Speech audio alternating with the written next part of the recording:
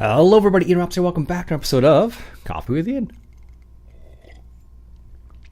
I have about a half a cup of coffee left apparently. I just realized. Anyhow. So, big news. Well, if you play the game at least. The Hunter Call of the Wild has released its latest DLC now. It is called, it is the African map.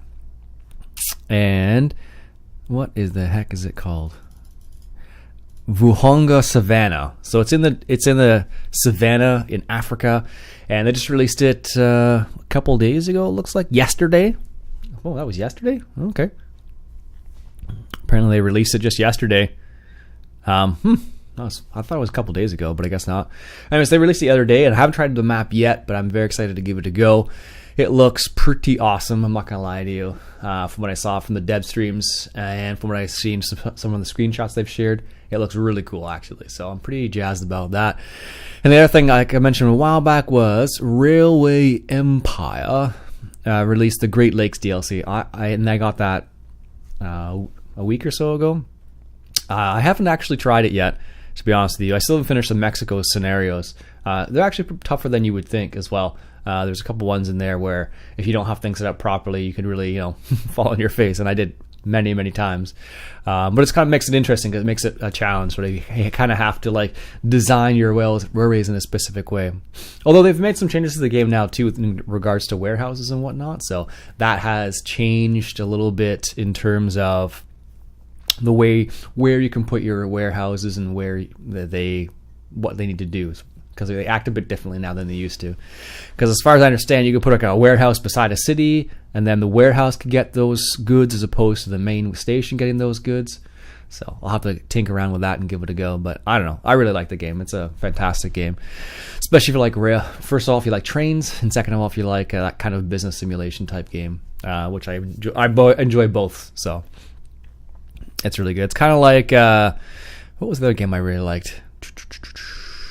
City Skylines it's kind of like City Skylines, I guess, a little bit, and Transport Fever is what I'm thinking of,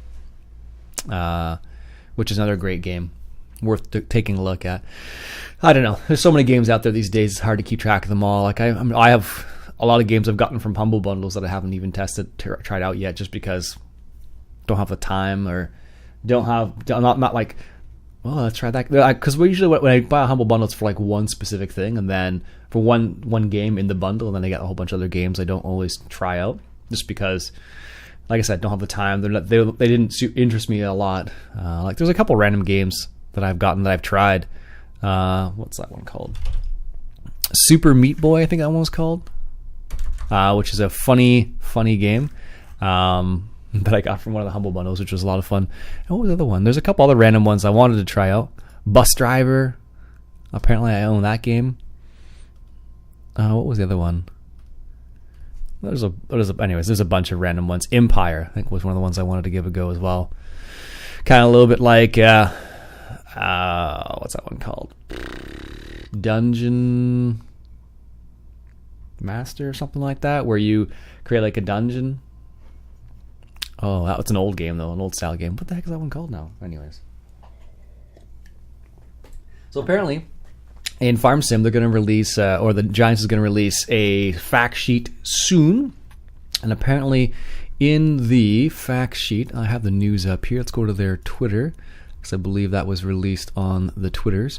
Here it is what it says. This was released, posted August 30th. So, fact sheets will start next week, September. Took some time to trim down the list of over 300 vehicles and tools to roughly sheets.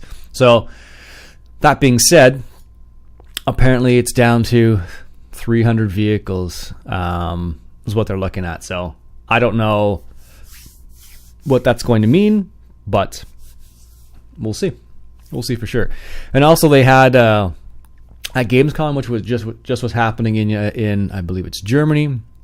They had a couple sessions there where they talked about how to do some modding in Farm Sim 19, not LS. Well, it's LS 19 in Germany, but how to do some modding in the next version of the game, so the next iteration of the game. So hopefully we'll see some transition from FS17 to FS19, a smooth transition, let's say, in terms of some of the mods. But usually it's a slow process. It doesn't always go very quickly, so it just depends on modders really, because in almost every case it's on their own time basically. They don't get paid for it unless you have a paid DLC, like an official third party paid DLC sort of thing, like the Straw add-on for example, which is a cool add-on, but it was expensive. So I still think I like some of the parts in it. I find myself going back to them quite often. Like the baler, I really like that baler, and then the grapples are really neat too. So I don't make the pellets very often, which is another big part of it, but say levy, I suppose. Maybe I could do that in Emerald Coast, USA, is make some pellets and sell some of those. So definitely a possibility. But yeah, that's the big thing. They were at Gamescom and they had a few things going on here. So I don't know. I'm excited to see what's going to happen. I don't know. What do you think is going to happen? Leave a comment below in terms of the game. Think it's going to change a lot? Think it's going to stay the same? I think it's going to be like a little bit of both. It's going to have like kind of a little bit of a change and a little bit of a new thing, some new things. But I think it's going to be once the dust settles and all the new stuff kind of becomes a normal. I think it'll be pretty standard procedure, but maybe not. I don't know. It's hard to say really, because some games definitely have that kind of feeling where they've really changed a lot in new renditions of the game. Sometimes for the better, sometimes for the worse. So like for example, ETS 1 to ETS 2 was a big jump as far as I understand. And it was a very positive one as well. So anyways, interesting little fact. I was watching some videos about some of the new John Deere stuff that's coming out. It's on YouTube. And apparently John Deere's going towards some like a joystick control for some of the higher end, like 5Rs and 6Rs. So instead of having to use your like power reverser like on your steering wheel, you can just use a joystick. So kind of like in a combine. So when you're in a combine in Farm Sim, you have a joystick that moves like forward and back sort of thing. So you're going to have something like that in some of the tractors, which I believe Case has already done, and I think Fendt has already done as well.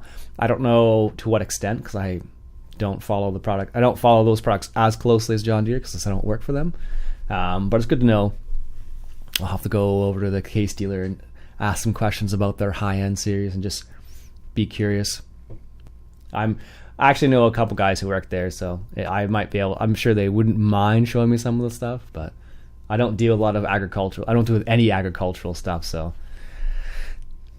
that's probably why I wouldn't deal with a lot of that stuff, or they wouldn't know me very well. Well, I know one guy relatively well, better than other guys, I suppose. So, anyways, I bought a new reel a while back, and I finally got a chance to try it out not too long ago. And it's like so I have two bait casting reels now, and I have one kind of expensive one. It's like $150 ish, and the other one was about $70, I think. So I was kind of curious to see how they performed against each other, and so far, I like the other one I got better, the expensive one. But though I'm having have a different line set up, and that's probably part of the reason why.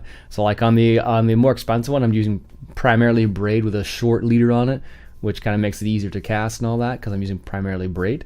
Whereas the other one I have mostly monofilament, and I've never really used my bait cast with monofilament before, so it's kind of a bit of a learning curve, let's say. So I don't know, it's been kind of fun to figure it out. But fish bite the bites turned on a little bit there lately because we got a cold front. We went from 30 degrees, what would that be, 80 degrees Fahrenheit or above to I don't know what the temperature would be, 70 maybe something. In Celsius it would be from 30 to 35 down to 20 degrees. That's like a 15 degree drop in the last few days. So the fish are definitely trying to stay closer to some of the rocks and whatnot. And it's been a lot of fun. Actually, I had a good time. Did some fishing with crankbaits and whatnot and had some good luck there. So anyways, yeah, I think that's it for me for today. My name's Iain Rops, so I hope you enjoyed. Until next time, enjoy the coffee. Still good. Not as hot anymore, but still good.